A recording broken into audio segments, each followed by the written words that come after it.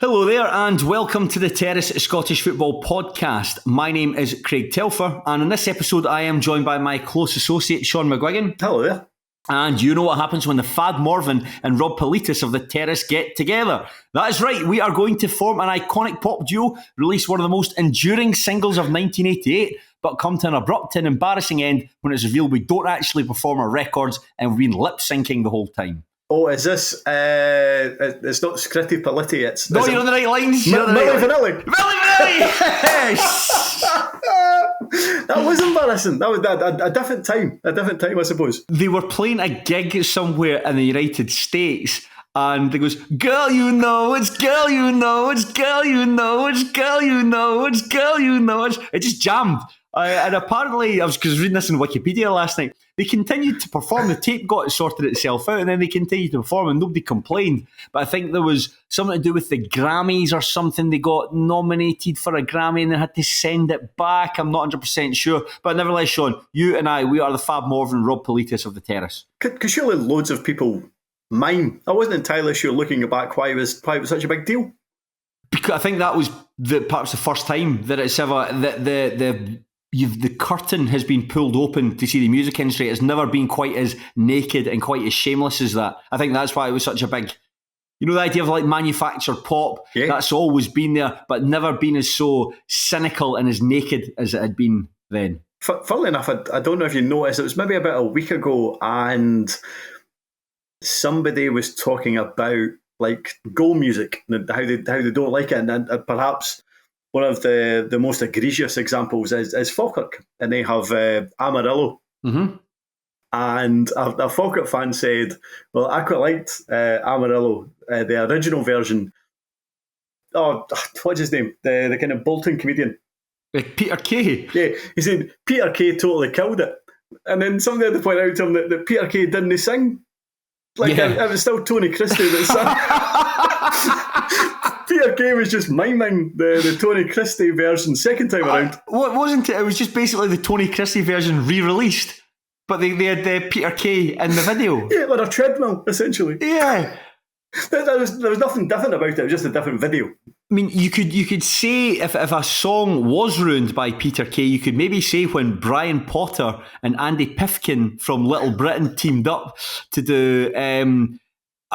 they did a cover of version of 500 Miles, but they replaced like Walk with Roll because they're both in wheelchairs. They're rubbish. Yeah, absolutely rubbish. Little Britain, first season, some very good moments in it. Terrible after that. Real hasn't dated well. Yeah, it hasn't. I think that the second and third season in particular were real lowest common denominator muck. I can't disagree. And speaking of lowest common denominator, Mark, Shaughan and I are going to be talking about lower league Scottish football. And I think, Shaughan, it's fair to say this week's podcast is about 90% dedicated to the Scottish Championship, a wee bit in there about League Two, and fuck all about League One. We'll obviously mention Stennismuir at some point. Aye, when you said nothing about League One, I'd be very surprised if there wasn't something about the rapidly descending Warriors. Oh, well, yeah. 3 points from the last 7 matches. You talk about hitting form at the right time. This is the complete opposite of that. This is the complete opposite. But hey, listen, we're not here to talk about... Well, we are here to talk about Stennismuir, but we're not here to talk about them right now. And hopefully we might get one peal of laughter while we go. Yet to manage it, but you know something? I'm determined, Shaughan, one of us is going to laugh between now and the end of the season. We've got probably another month left until it all wraps up. Yeah, let's see what we can do. We'll see how we get on. Before we get started, everything okay with you? Yeah, very well. What about you? Yes, very good. And Shaughan, it's been very good because I want to start with a correction and clarification, but this is actually a positive one for a change. Did you listen to last week's podcast I did with Fraser Clark? No, of course not. No, you'd only listen to the ones that you're on. That's quite right. I don't blame you. I don't blame you. I very rarely listen to the lower league ones when I'm not on. Just think, those guys don't know what they're talking about, so why should I bother listening to it? But anyway, the point is, Fraser and I were discussing the rise and fall of Barry John Corr, the Ayr United goalkeeper who was subbed off at half-time after a horror show in a match against Ross County. Mm-hmm. Fraser and I asked, is there any listeners who were actually there? And yes, there were. There were 2 listeners who were actually there to see it. A guy, Stuart Young, and somebody who's at DSM 1992. They both they said it was like an absolutely inexplicable performance. They said, this is from DSM, you can feel the negative vibes even at 2-0, which stem from the fact we hadn't exited their own half in half an hour. Barry John Corr was just a biscuit-handed tip of the iceberg, but I never thought he'd cave in at half-time and never be seen again. Astonishing. The biscuit-handed tip of an iceberg. What a description. But it turns out, Shaughan, Barry John Corr is still kicking around Scottish football because his son is Dylan Corr, who is formerly of Raith Rovers, now at Greenock Morton. Wow, there you go. I didn't know that. Didn't know that at all. There you go. So it's not really a correction or clarification. It's more of an addendum from last week's podcast. Yeah, you're right. It's just an addition. More info. But that's cool. Yeah, a bit of a factoid there more than anything else. I think when you hear the word factoid, I think of Norm Macdonald. You know, when he's reading the jokes out on his show, and it's like less of a joke, more of a factoid. So that's exactly that was Barry John Corr. Hope you're doing well. I've been watching a bit of Norm Macdonald this week, and it was the guy he was giving a hard time to was who's the big lanky guy that was on Extras. Stephen Merchant. Yes, he was getting a real hard time to him, and Stephen Merchant didn't really know how to take it. It was a strange interview. I didn't know who was having the best time of it. Hard to describe, ultimately. I've never actually watched one of his shows. I've only ever seen the joke compilations. So it's all the very best bits that are distilled into like an 8-minute video. So he was basically asking quite awkward questions about British. Like he would say things like, "Oh, you know Jimmy Savile, don't you?" Like things like that. But imagine that, but for like 10 minutes. And Stephen Merchant, I don't know if he was quite in on the jokes. It was funny, but also quite awkward. I would cautiously recommend it. Yeah, funny but quite awkward. That's what this just like this podcast. So if you like Norm Macdonald, if you like Stephen Merchant, if you like lower league Scottish football, then oh my goodness, Shaughan and I are cooking up a gumbo just for you. Shaughan, we'll start by looking at the action at the top of the championship, and so much happened on Friday night and Saturday afternoon. I'm going to have to do a bit of scene setting, so could you bear with me, please, for about 10 minutes while I go through everything that happened? Of course. So on Friday night, Livingston went into their match with Ayr United 6 points behind Falkirk at the top of the table, knowing they need to win to keep their title bid alive, and they did so in superlative fashion with a 5-0 win. 2 goals from Stephen Kelly and 1 from Robin Muirhead, Christian Montano and Rhys McAleer gave them the deserved victory. So Falkirk went into their game on Saturday against Raith Rovers knowing a win would restore their 6-point advantage and, owing to their superior goal difference, virtually guarantee them the title. Raith Rovers Football Club had other ideas, however. Calvin Miller might have put the Bairns ahead after 17 minutes, but the Rovers netted 3 times in the final 8 minutes to win the match 3-1. Aidan Marsh, Paul Hanlon and a penalty from Dylan Easton did the business. Now, there's just 3 points between Falkirk in first place and Livingston in second, and 2 games remaining. And Shaughan, we will break down the Friday night match and Saturday afternoon match individually. But before we do, just what on earth is going on at the top of the championship table? Listen, you've given it quite a grand introduction there, and rightly so. I still think all is said and done that Falkirk will get the job done, and presumably they'll get the job done against Partick Thistle on Friday night. I agree, though, that there is something to talk about in terms of probably a bit of a wobble. What is that, 1 win and 4 now? But regardless, they've given themselves, because they've been so good for the duration of the season, they've given themselves such a cushion. Then I still imagine that they will manage to get the job done on Friday, and whether they sprint over the line or dawdle over the line, it doesn't really matter. I still think they will do so, though. Yeah, I can imagine if you're a Falkirk supporter, you'd be pretty anxious coming into this final stretch here, given how at one point was it an 11-point lead, something ridiculous like that. And I'm sure that even John McGuigan said, you don't. This is even when they were going through that superlative run there, where he was very much feet in the ground, and certainly in his post-match interview after Saturday's match, again very much feet in the ground, disappointed, kind of broke down the match, and going by his interview, quite hard not to get upset about it. Yeah. That's the whole point of a season, is like all the good results that they've put in. That 11-point gap is effectively an insurance policy. So when things do go bad, you still have that cushion and that goal difference, which I think could prove to be vital. But you're right in what you say in terms of Falkirk. Over the last month, I've picked up a bit of a bad habit. It's not just losing games or not winning games, but it's the way that they're losing games. The defeats against Livingston, the draw against Ayr United, and the defeat against Raith Rovers. If those games had stopped in the 87th minute, they'd have won the league by now. Instead, they conceded that goal to Andrew Shinnie at Livingston. I think it's Ethan Walker scored the equaliser late on for Ayr United. And then there's those 3 goals going in against them from the Rovers at the weekend. So it's a bad habit and a bad time to pick it up. And I just wonder if Falkirk go into this game against Partick Thistle, and I would fancy them to win, and we'll come on and discuss why just shortly. You would still fancy them to win. Say it's 0-0 or 1-0 and to Falkirk, and it's coming into those final 10 minutes. You would get a wee bit nervous just because of what you've seen over the past month. Yeah, definitely. And I do think that there was, in terms of Saturday's game, I thought the venue itself was nervous. I thought the crowd seemed nervous. I thought the game was scrappy. And I thought the game was scrappy.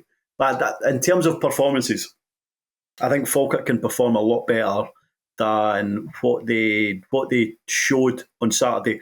And I think it's just because they were, getting somebody sent off obviously affected them. And I do think earlier in the season, I thought going into the game, I thought, right, how are Raith going to lose this? Because I wasn't entirely hopeful. I thought, how are Raith going to lose this? I thought, right, if they concede the first goal, I can see Falkirk really putting their kind of foot down and running in another 2 or 3 goal victory that we saw earlier in the season. Or, if Raith score first, if Falkirk were able to equalise, then they have the momentum and that all builds. And actually, it was a total opposite of that. Falkirk scored first, then kind of dropped off, and then there was just a kind of nervous energy that Falkirk never really recovered from for the kind of last 10 minutes of the first half. Raith done quite well, and it felt like that had some kind of impetus in terms of how the second half started. But regardless, I still think as much as that will play on their minds, I still think they'll get over the line over the last 2 games. Surely to goodness, this would be one of the worst capitulations of all time if they didn't. Yeah, you're probably talking maybe less so, just given the fact that they are maybe not. That's irrelevant. The fact if you're 11 points clear, it doesn't matter if you've just been promoted into that division. It doesn't really matter. There's not much of a difference between Falkirk squad, Livingston squad. So it's not like say, I don't know, like if Arbroath would chucked it away when they did. I don't think they ever did, but you know what I mean in terms of comparisons. But I wouldn't say it's the worst. It's not up there of the Greenock Morton in 2003, 2004. It's certainly not as bad as that, but I think it'd be a difficult thing to recover from. And I think they would go into the playoffs like really demoralised. And I think it's the opposite for Livingston. If I'm going by like David Martindale's post-match interview, obviously it was on the Friday night before he knew what the result was and knew that 6-point gap had now become a 3-point gap, having played the same number of games.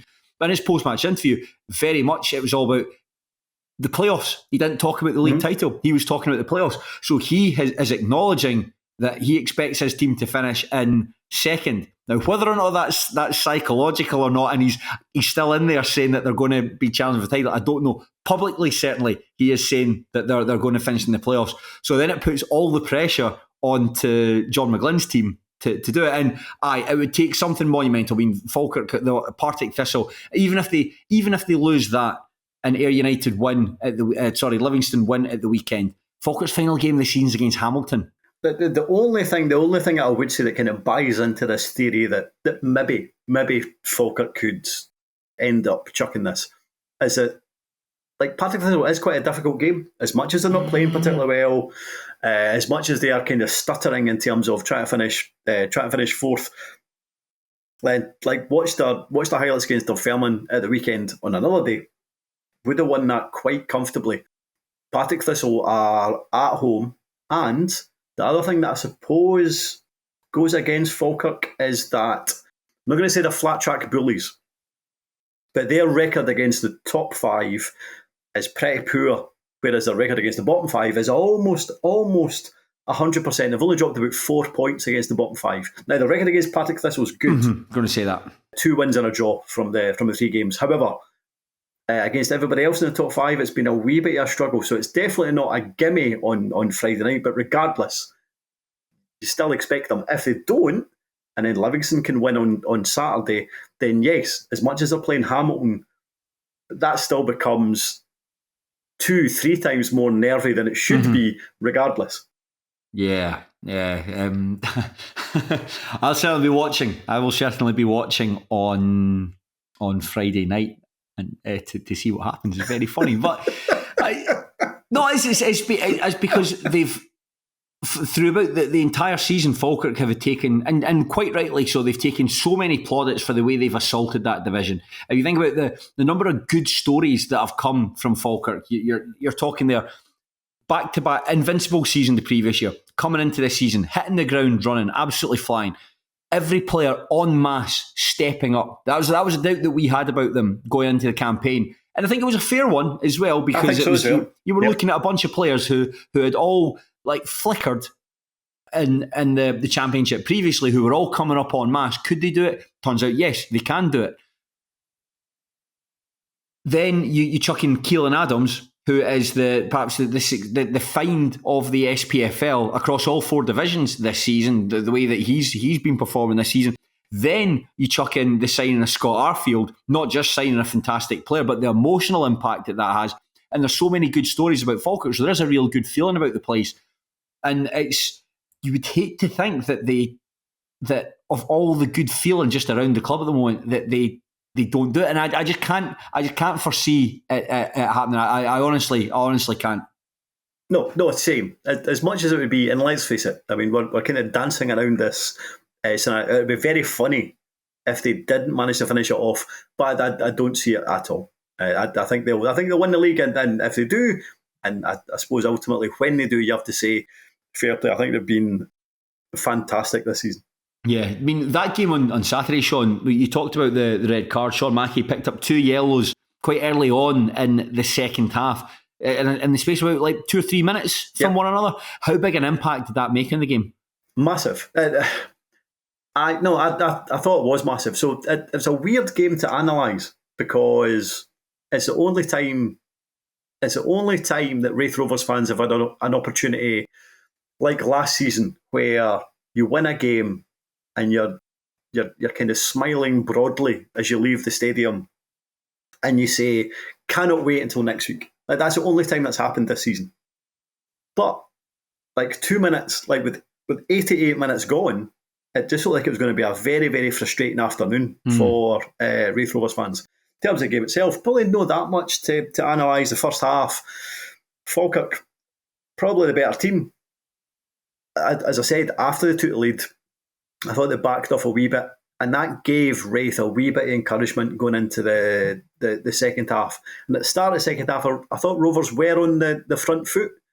I did think they started the second half with a wee bit more belief than they maybe had at the start of the first half. But certainly when Mackey got sent off, both fouls were yellow cards, and I know there is.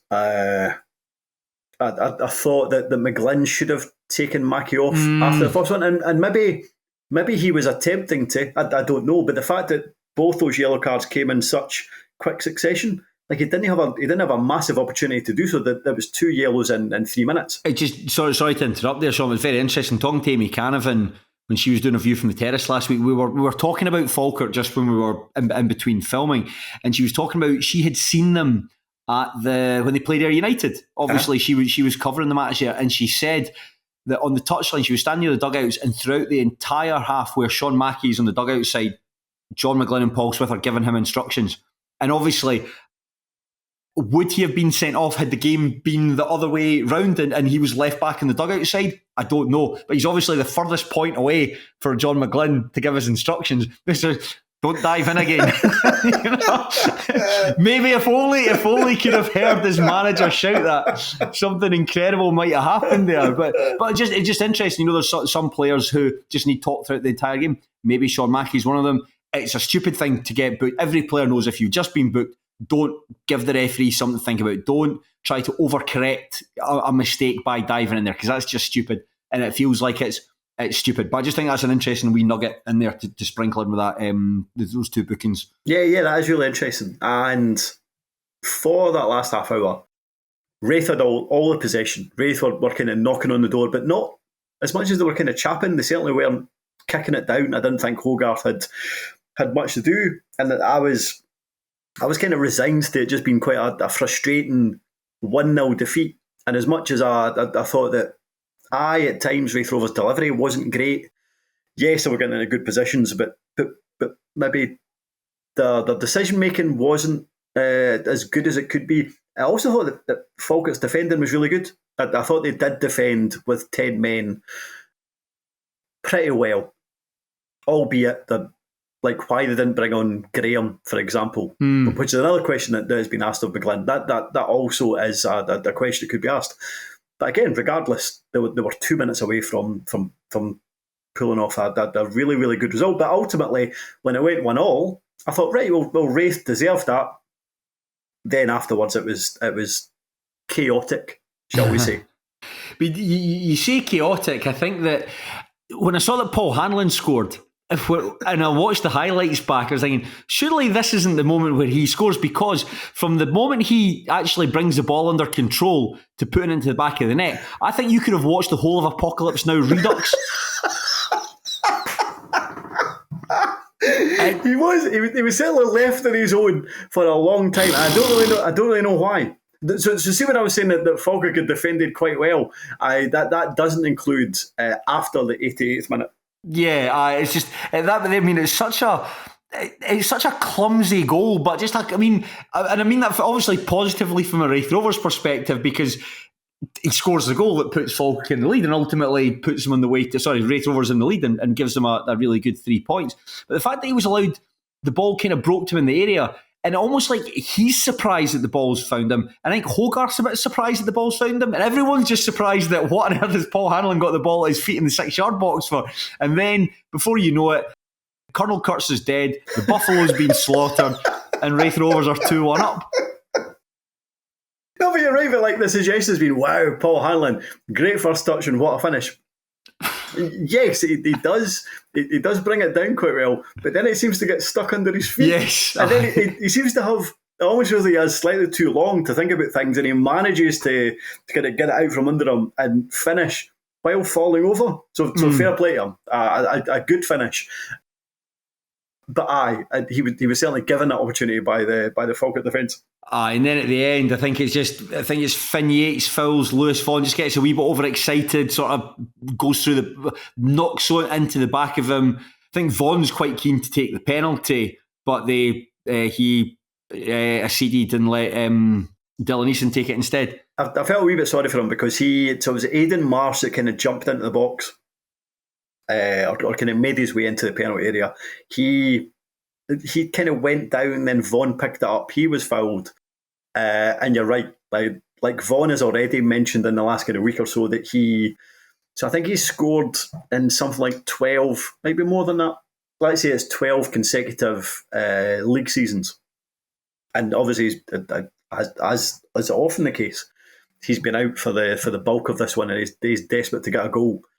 And I think it's Sean Byrne is kind of taking him away and kind of patting him on the chest as if to say, "Come on, mate. Listen, game's still in the balance." Well, listen, it's Dylan Easton, it's the penalty taker or whatever. But listen, hopefully Vaughan still has an opportunity to score in the last couple of games. But that was the third goal that put the game to bed. But just listen, a weird game. I think for the bulk of it, I think Falkirk would say that they'd done well. Certainly first half, probably had the upper hand. And even in the second half, down to 10 men, defended reasonably well. But ultimately ended up being a kind of famous day for Raith, I suppose.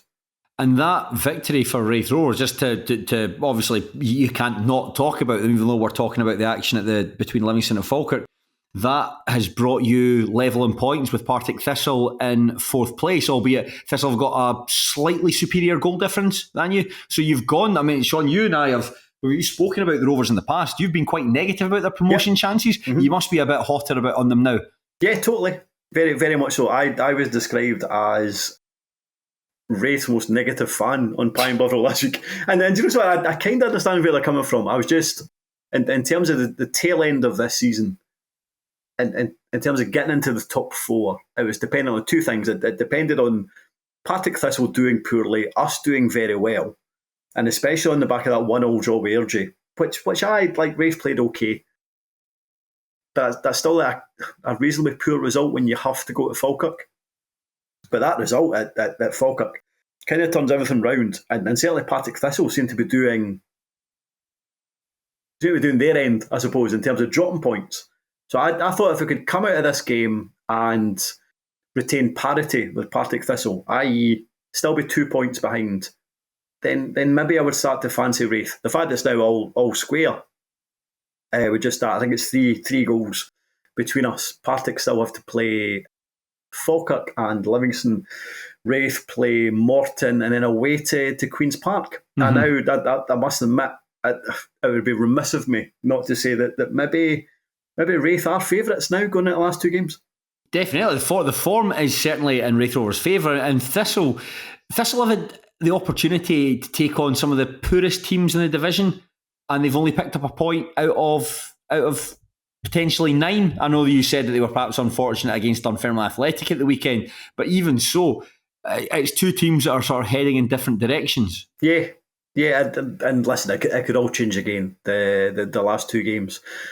But you're right. I thought Thistle would have had it. I thought they might have been 5 points clear at this point, in which case there probably would have been too much to do. But I do think that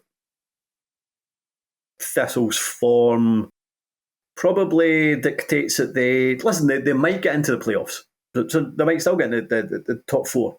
But I think in terms of other things that we've discussed, in terms of Partick Thistle, in terms of Brian Graham and the kind of interim manager and whether he is going to be the kind of full-time manager going forward, and I'm now starting to suspect that won't be the case regardless of what happens over the next 2 games. But no, I am suddenly sold on the fact that maybe Raith will finish top 4. Fair play. Fair play, very much so. What about Livingston, though? Because we've spent a lot of time talking about the game on Saturday against Falkirk, but Livingston, I didn't see this game because I was out for my dinner, but I've watched the highlights, I've watched back the post-match interviews, the wee scan through Pie and Bovril. It certainly seems like it was a very one-sided encounter. United didn't get their first shot on target until second half injury time, and on top of that, I think their third, and Livingston, beg your pardon, their 3rd, 4th and 5th goals were really, really nice goals, all really well taken or really well worked. Yeah, no, this was, I managed to catch it. I thought Livingston were excellent. As much as United had a kind of Ben Dempsey-shaped hole in the middle of the midfield, I just thought Livingston were excellent. I suppose I had a couple of things to mention that was interesting is, like, one of the reasons where maybe we've been so complimentary about Falkirk at points this season is that they can just, there has been instances where they've just kind of swatted teams aside, I suppose. But it generally hasn't been a side that's quite as good in the Championship as Ayr United, for example. And this at points looked like a Premiership side against a Championship side. Yeah. And the other thing to point out was, at points this season, we've spoken about Stevie May and Tete Yengi, both kind of positives and negatives. I suppose mostly positives. I suppose the negatives has been, where do you best facilitate them? Where do you start them in the starting lineup? And do you play them up front, or do you start them out wide? Interestingly, in this game, neither of them started. And yet, if anything, this was the most kind of free-flowing or attack-minded or just most appealing on the eye Livingston performance I've seen this season, but it didn't feature either of them. So fair play. I thought they looked excellent. And I know I didn't necessarily agree with Martindale afterwards, because he talked about, well, it's a new squad and maybe they're just starting to bed in. I was like, well, come on now, it's April. Yeah.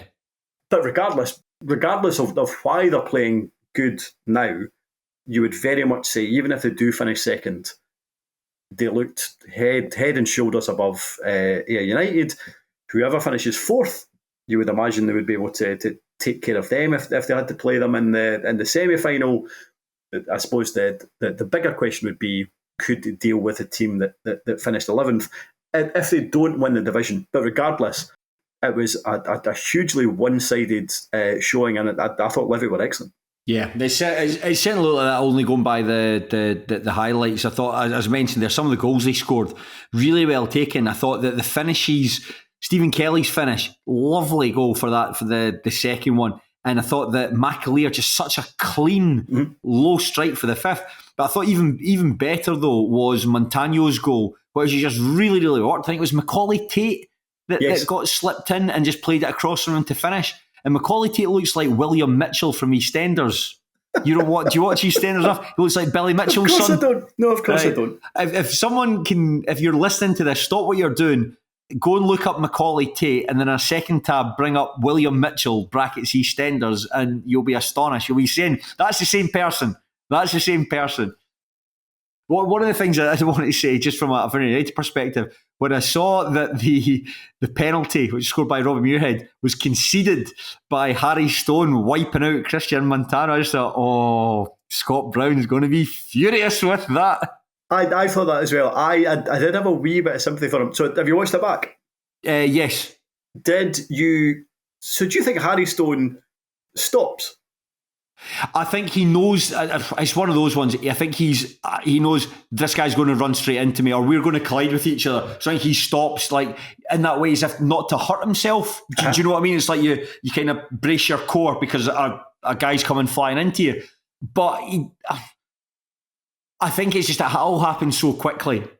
I don't disagree with the fact it was a penalty. I do think that they ran into each other. And I suppose if you're running into each other, that potentially isn't a penalty. I do think that Stone's decision to go out there and meet him was the wrong one. So yes, ultimately it was probably a poor decision.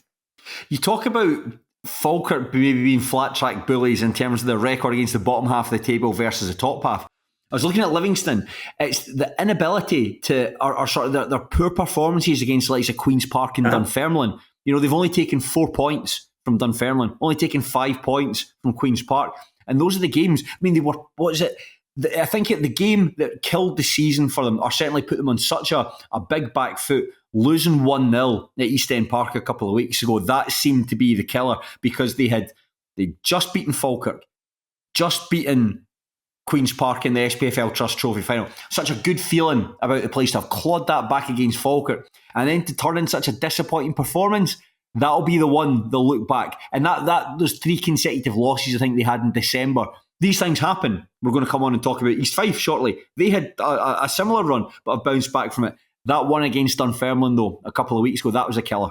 Yeah, but again, I suppose it's similar to, if you look back to last season, there is a suggestion that Raith had an opportunity against Dundee United to win the league, and they kind of blew it at a couple of games, generally against, funnily enough, a team that finished in the bottom 5. Arbroath. Well, Arbroath. Of course, it was Arbroath.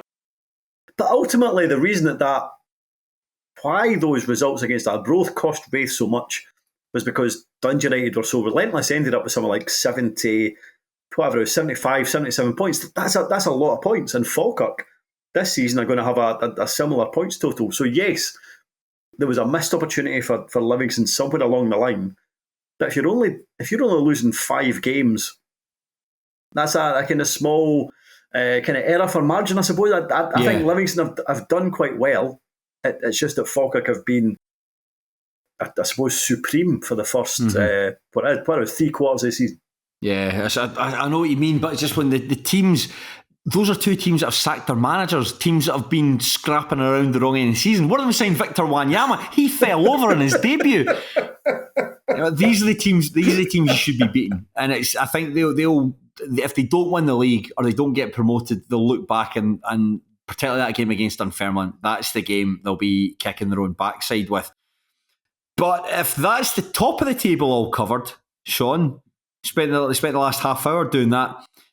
Let's focus on the chaos at the very bottom of the table. And if you thought that was a lengthy explanation as to what was going on between Falkirk and Livingston, then just wait till you hear me talk about what's happened to Hamilton Academical. Shaughan, if you want to make yourself a cup of tea just now. Right now, Hamilton, for I think a number of months now, had been facing a tribunal with the SPFL over a number of issues. I think perhaps the most apparent one was the downgrading of their licence from bronze to entry level, and there's a wee bit of dubiety as to where they'll be playing their games next season. And certainly judging by the Hamilton Accies thread in Pie and Bovril, most onlookers expected a slap in the wrist at the very worst. Instead, they were found to have breached multiple rules and were hit with an immediate 15-point deduction and a £9,000 fine, some of which is going to be suspended.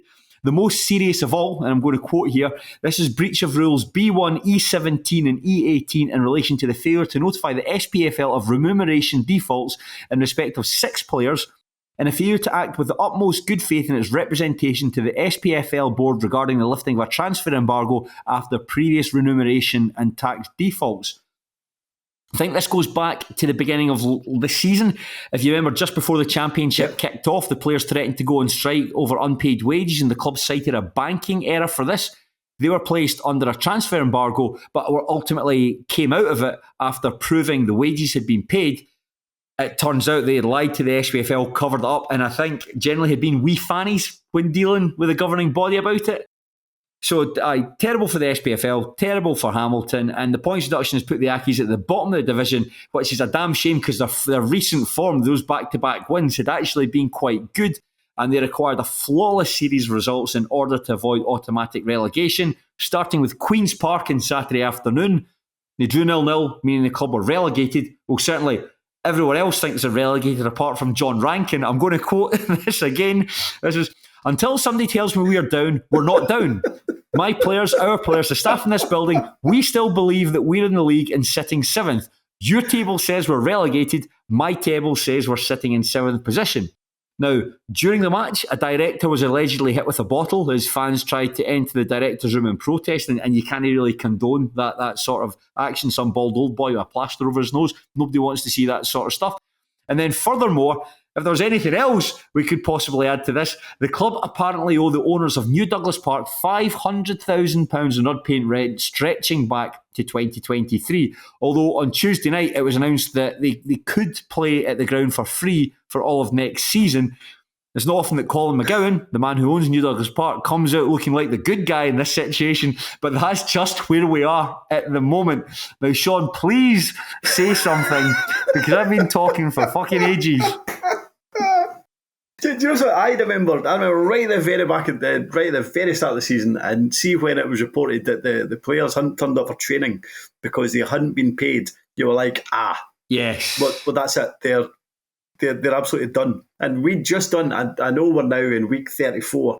I am still about to refer back to the preview podcast before the season started, and I think we'd say that Hamilton would might have enough to stay away for the kind of wheat and chaff at the bottom of the table. As soon as I heard that, I was like, they're goosed. And you know something, I suppose I kind of forgotten all about it. But now all of that stuff kind of becomes relevant again. And as ever, it's in terms of the kind of victims of this, it's the players, it's John Rankin, it's the fans. And the people that have something to answer for is it Seraph Zengen and Jerry Strain, and then probably McGuigan as well. But if you are going to run a football club in that manner, then it feels like unfortunately these are the repercussions. I know there's still an appeal to come. Maybe, who knows? Maybe the points deduction will be reduced. But it feels like the fact that they have finagled their way out of that transfer embargo, I cannot imagine that is looked upon favourably by the SPFL. So I would be surprised if they win their appeal.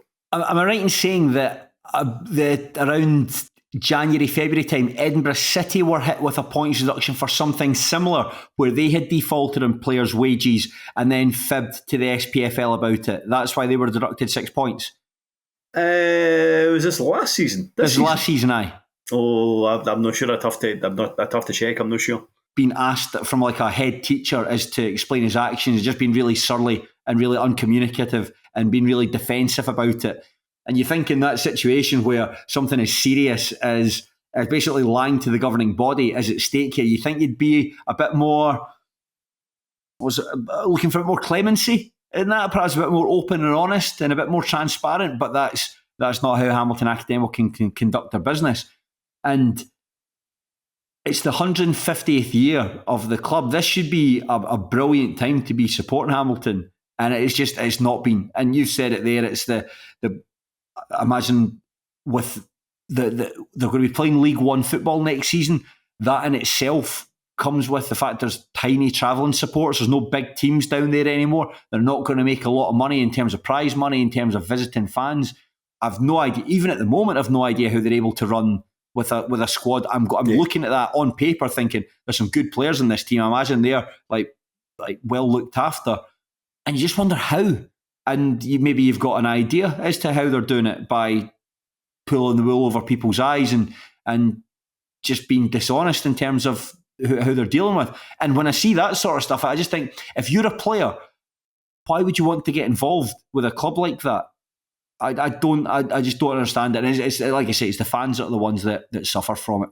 Yeah, totally. And I do think that Seraph Zengen has said, was it for last season, he essentially wrote off $2 million for last season. If he's willing to do things like that in the short term, then maybe they'll be fine.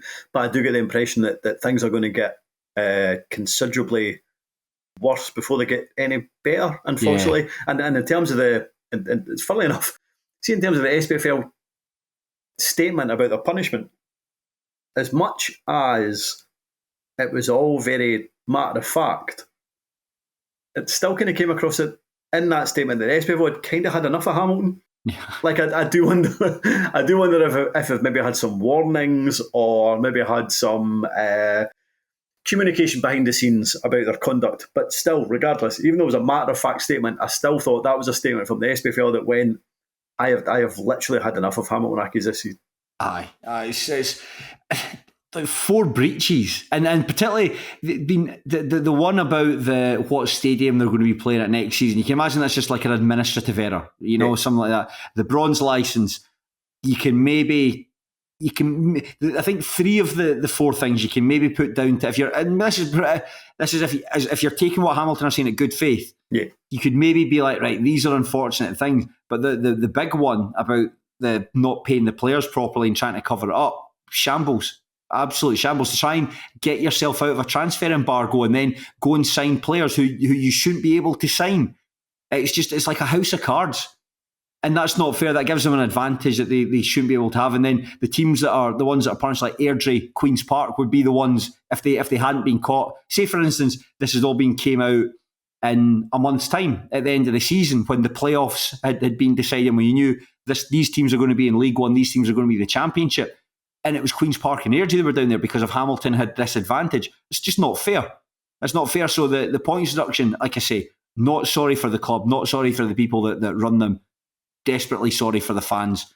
There was, on A View from the Terrace, this is just a wee peek behind the curtain. One of the things that we wanted to discuss was a great video after the win over Partick Thistle. Ben Patterson, the media manager, who, God love him, man, must have had to put up with a lot of shite since he's been working in that job. Every time Hamilton puts something out, there's about 20 replies just saying, like, strain out, Seraph out, McGuigan out, all that, ranking out, all that everybody out, all that sort of stuff. It just must be, if as the club you support, it just must be debilitating to just read this degree of negativity and to see him being serenaded by his fans after that 2-1 win and doing the Ronnie Roar, the fist pumping sort of stuff. Brilliant. And then just as we finished up recording and we're heading up the road, you're seeing the stuff dropping about the points deduction in the tribunal. It's like, putting in our Slack channel, maybe want to edit that bit out. Of course, old Muggins here had picked Hamilton to beat Queen's Park in the banker. If only, like in the words of Aqua, if only I could turn back time, I would have gone for Morton to beat Erdrionians instead. But here we are. It's a shame, because you just, when you think you're seeing a degree of positivity and maybe the softening in the relations between Rankin and the fans, this just puts it back to square one. Yeah, very much so. And you're right. It's a shame for Hal. It's a shame for Ben. And I love that clip, but was not suitable in those circumstances. No, I mean, I've not actually seen the highlights from this match. I think 0-0. It was awful. It was awful. It was awful. Just two poor teams, essentially giving nothing over the course of 90 minutes. Am I right in saying that the last Queen's Park goal was Seb Drodds against Rangers? Was that the last time they scored? Possibly. I don't know. I don't know. Maybe. Remember they beat Raith Rovers 4-0? Now that's embarrassing. Now that was annoying. That was annoying. Really annoying. Oh man, I mean, I suppose the worst thing. I mean, we're recording this podcast on Wednesday, the 23rd of April. It's going to go out on Wednesday, 24th. I don't know, that there's probably some other shenanigans. Some, like, I don't know, like John Rankin's got a twin brother, Ramon Rankin, who's going to pitch up, something like a Days of Our Lives sort of stuff. It really is just for such a small football club, not a small football club, that sounds insulting, but a proud football club. Fans shouldn't have to put up with this sort of stuff. I don't know if any other football club, but I know Rangers went bust and then started again. But in terms of any other football club in Scotland, maybe Livingston to a degree, but there has so much negativity going on off the park, because that's probably been a couple of decades now at least. And yes, they've had periods in the top flight, like long periods in the top flight, but just there's always been something going on off the park that is that has been negative and distracting, and now it feels like that's having an even bigger impact on the club in general. Yeah, that's it. So hopefully Hamilton fans can just have a club they're proud to support, because it's been a wee while since we were able to say that about them, and it's not fair because it's not their fault. They just want to have a team that they want to get behind. So hopefully the Hamilton fans listening, Shaughan and I, and everyone at the TIFF, because I'm listening to that, I sound like a radio DJ there. Just hope you're all right. hope you are doing all right, and that the matter gets resolved, and you can come to a conclusion that everyone's happy with. But League One, I suppose I was going to miss that out entirely. I suppose I saw a comment on the YouTube from last week where some punter was unhappy that we hadn't really talked about Queen of the South and their resurgent form. Mm-hmm. Well done. You're doing well. You beat Kelty Hearts 3-1. Your bogey team, class. You're probably going to get promoted. I mean, you're being facetious. However, Queen of the South are doing very, very well. Queen of the South are doing very well. Their progression to the top four almost mirrors Stenny's. The fact they're maybe about to drop out of the top four. Well, it's a good job that the teams aren't playing one another on Saturday at Palmerston. This is the one thing we didn't want to happen. I said that when I recorded the bonus podcast with Fraser Clark, just talking about Stenny, and we made the joke there saying, like, listen, you got all the Stenny content for free. This time you're actually going to have to shell out £2 for it. But I just said it's for most of the season. I never paid attention to what was happening outside of the top three because it just didn't concern us until it's very much concerning us now. So a very difficult game against Queen of the South. I mean, if you'd fancy the team who have won 5 of the last 6 matches to beat the team who have not picked up a win in 7. On top of that, I think they've got the best record in the division against Palmerston. Yeah, always had the all season they've had like the best home record, but the worst away record. But the away record aspect is obviously starting to change.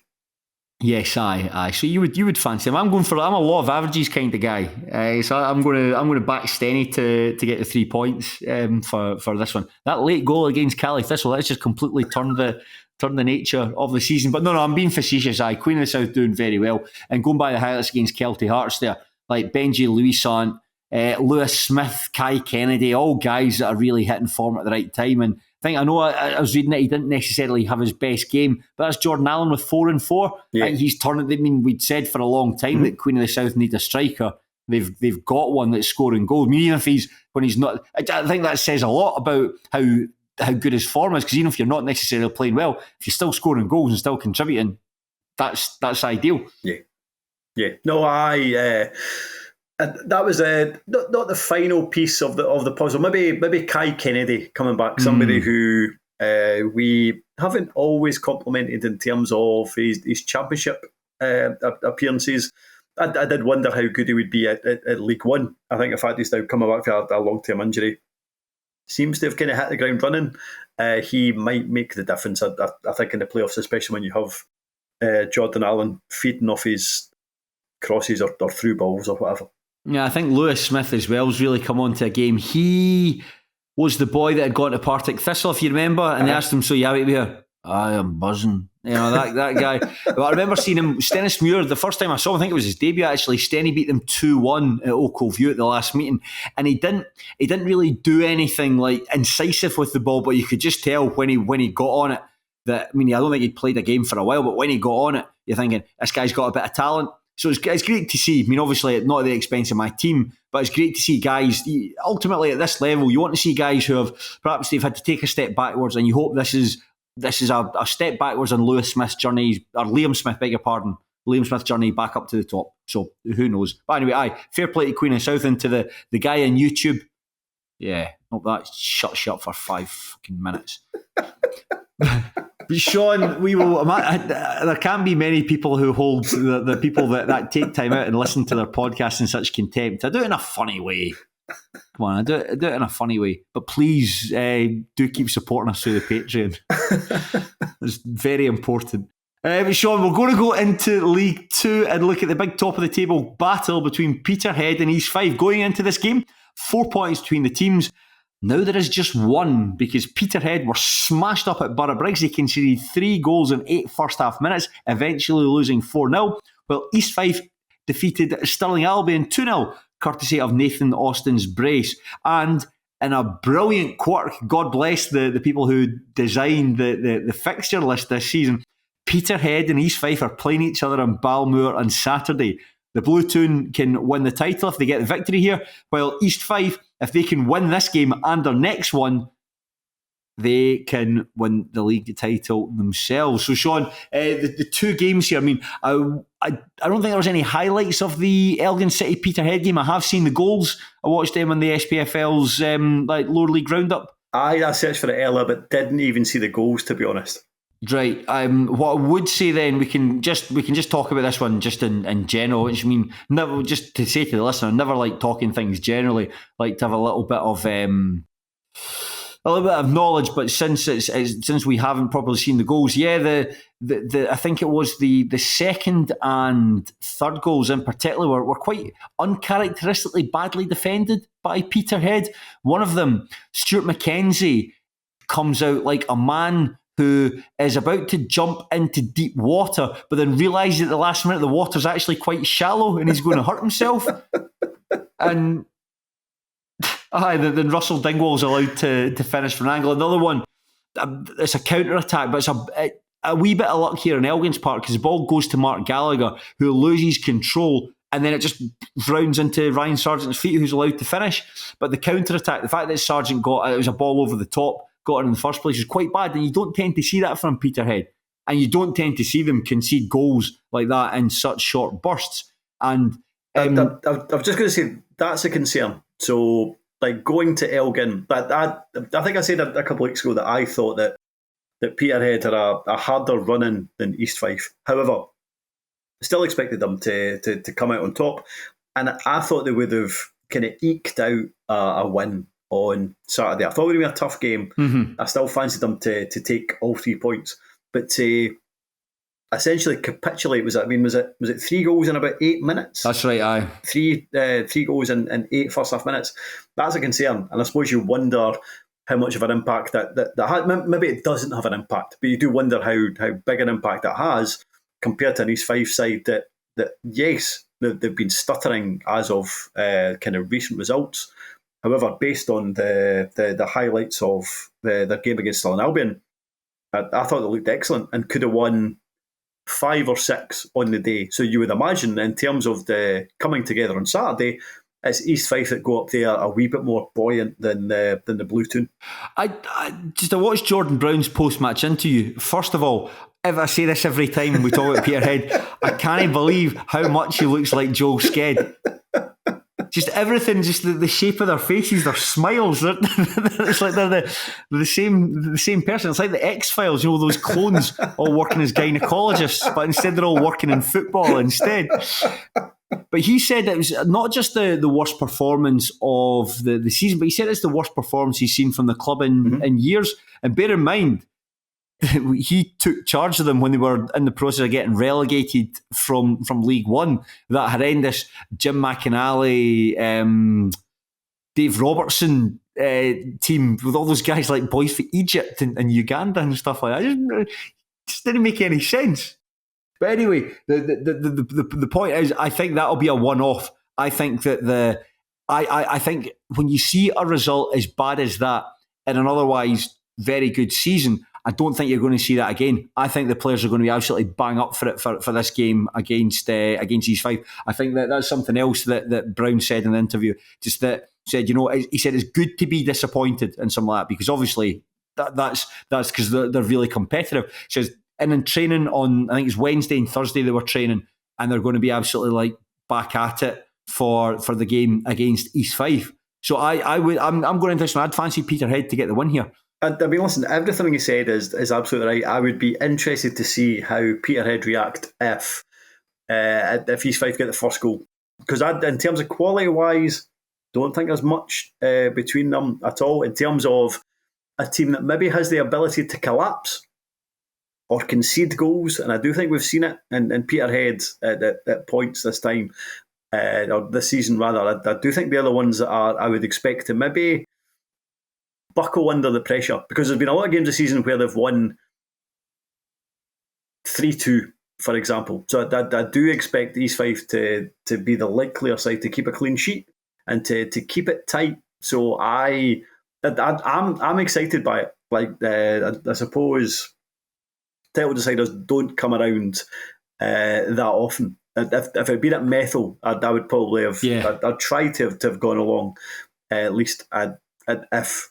It's one of those situations where if you're a Peterhead fan or an East Fife fan, you presumably can't wait, but at the same time, you're also terrified. Yeah. I mean, it's... And the game itself will be very, very tense, but regardless, I don't know. I'm starting to lean towards East Fife for it. I'm going for Peterhead. I wish if I wasn't doing stuff on Saturday evening, it's actually a game that I might think about going up for, because it is that exciting. Cue a 0-0 draw. But these are the games as fans that you just... I mean, you've all had that feeling when it's a game and it's all on the line. And that's... I've often wondered, as a fan, where it's all you think about. As soon as that game finishes on Saturday, you're like in the pub before after the match, you're talking with your mates, and then you're just buzzing for it. And then it's a Saturday, and the closer it gets, you go through all those feelings, like the nervousness, the excitement, like fantasising, and just imagining the worst. All those sort of feelings that you can go through. I wonder what it's like for a player and those things, particularly like a part-time player where you've got like a day job. I suppose maybe that's the good thing. If you've got a day job, you've got something that takes your mind off it. Whereas if you're a full-time team, that's all you've got the chance to think about. But then as a fan, like generally they're working, so you have something to take your mind off it, but it's still constantly at the back of your head. Like I know. I think I watched the interview with, and I know it's different, but like Gary Lineker was talking about how it feels to score a goal, or how it feels to score a big goal. And he goes, right, imagine as a fan, you're desperate for your team to score a goal, and you get that goal, and you celebrate, and you go mental. He goes, for me, if I'm getting that goal, it's like that, but times 20. Amazing. So I would imagine that players are they're probably like up to kind of high dough thinking about Saturday's game. But I mean, they're two really good teams, and having seen them both at points this season, I was mentioned it on last week's show, but having seen Peterhead in that game against Stirling Albion when they won 2-1, beg your pardon, we went for hospitality. I thought they were class. I thought they were really good in that match. I don't want to repeat the points I made in last week's podcast, but just that degree of control, the pace and trickery they've got out wide. I think Shanks is just Shanks is just a really good. He's a really busy player, but he's got the quality to go alongside. Hard work can go so far. And East Fife, again, a really good highlights package. Most of the time when the commentator wasn't absolutely hipped up from their match, but they've got in Raith, it's only highlights. But every time I see Raith, it's just get the ball to Raith, let him do something. And Nathan Austin has 2 goals. The first one really well taken, good reaction to let the thing sort of come between his knees and finish. The second goal though in that one against Stirling Albion, such a good finish, such a great, especially the angle that they've got where. The way he seems to hit the ball, it almost moves outside the post before coming back in. But I can't explain. Maybe it's just if it looks like that or it's actually like that. But it's a superb goal, and that's good. I think that Ian Campbell's post-match interview, he said that they had to work really hard to get the win against Stirling Albion because they were coming into this in really good form. I think they've had good battles between the sides at points this season. However, I've lost you. However, they ultimately deserved the win. Sorry, that's great audio there. Me, because I was thinking they've had good battles against. I thought, did we not do a podcast at Forth Bank where East Fife absolutely thrashed them? I'm sure we did.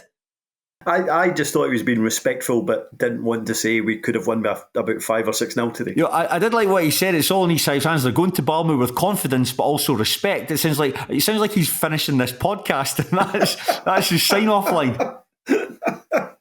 I thought they were excellent, and I suppose the good thing, two interesting things. Raith, I suppose we've spoken about him a lot this season, but generally somebody who comes off the bench. He's been starting recently though, hasn't he? And maybe makes a difference, but he has been starting recently and making a difference, so that's good to see. And Austin has started the season really well, a bit like Alan Troughton, then picked up that injury, again a bit like Troughton, has come back and hasn't quite clicked. But Saturday, it felt like he was starting to find his feet again, which is probably bad news for Peterhead, which is why I'm probably, as I said, more leaning towards an East Fife title victory. Okay, well, I'm going to go for Peterhead, that one. So there's when Shaughan, when you and I hang out next week, I think that'll be a featured match. It'll have to be the featured match actually from the third division. Who knows, might just be like an hour talking about Hamilton Academicals surviving that tribunal, and then 15 minutes talking about the 0-0 draw at Balmu, where the highlights package is 2 minutes long. Is there anything else to be said about the lower leagues this week? Anything that we haven't touched on at all? Just it feels like when we're speaking here for just over an hour, I feel like the listeners are shortchanged. No, I don't think so. I think that's reasonably thorough. Fuck off, man. We gave them 8 hours back in the summer, so this is Shaughan and I clawing a wee bit of that time back. So I'm sure that you won't mind. So yes, I think that's perhaps a good place to finish up.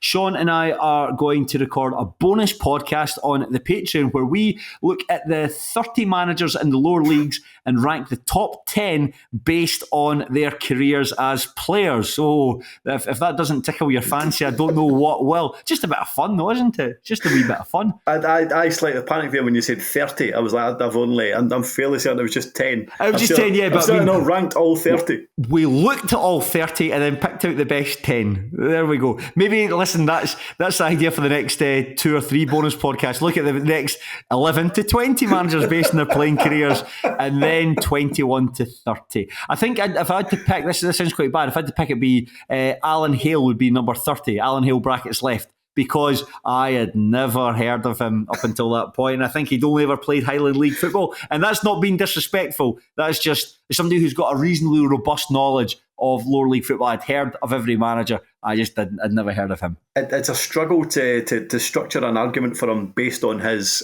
playing career, yes. Yes, I think that Elgin City, the fact that you had to put brackets left in the picture of him signing the club kind of sums it up. That's your argument for him being in at number 30. But no, Shaughan and I will be doing 10 till 1. And I think that if you know the lower leagues, there's probably about 5 or 6 that you can say, yeah, they've had really good playing careers. And then you chip away at it, and then it becomes a wee bit like sort of pub talk. So that's the vibe that Shaughan and I are going for. Do remember that the final episode of A View from the Terrace is on Friday. That'll be available from the BBC iPlayer from noon, and it'll be on the BBC Scotland channel at 10:30 in the evening. And it's going to be class. Myself, Shaughan, Joel Sked and Craig Fowler are going to be on it. So that's going to be a lot of fun. And as we mentioned there, the Patreon. Do subscribe. It's £2 a month. Terrace.com, fuck off. Patreon.com/Terrace podcast. We do this long enough, you think I'd actually know it all off by heart. But that's how you can get involved. So, yeah, enjoy your football, but unlike the people running Hamilton Academical and dealing with the governing bodies and tribunals, please do so respectfully. Thank you.